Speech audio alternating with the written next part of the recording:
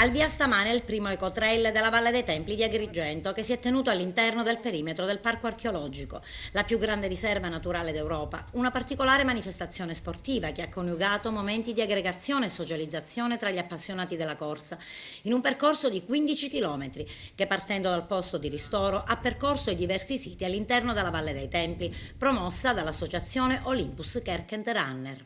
La più grande riserva naturale d'Europa e la più bella riserva che gli dei veramente possono aver congegnato. Siamo alla Valle dei Templi, è un percorso ricavato tutto all'interno del parco archeologico, grazie agli architetti Parello e Bennardo.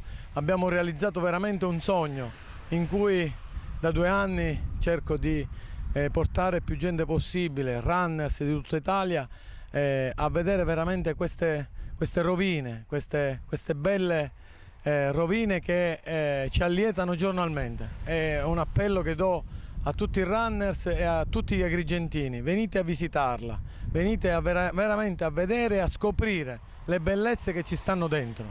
Un percorso di 15 km che sposa non solo chi vuole aggregarsi, chi vuole socializzare, ma anche gli amanti della corsa. Assolutamente sì, purtroppo oggi il tempo inclemente non ci ha permesso di poter portare tutte le famiglie qua all'interno del parco archeologico per fare un walk trail, una passeggiata e riscoprire Castore e Polluce, la Colimbetra, Vulcano e altre bellezze che sono nascoste, tipo il Giardino delle Veneri e il nostro Giunone e la Concordia, e anche i nostri giardini che stanno lì all'interno inesplorati, nessuno conosce, e quindi vale la pena di venire ad Agrigento a visitare la nostra bella valle. Il ricavato della gara podistica sarà devoluto in beneficenza? Assolutamente sì, alla AISDLA di presidente Baiamonte Giuseppina.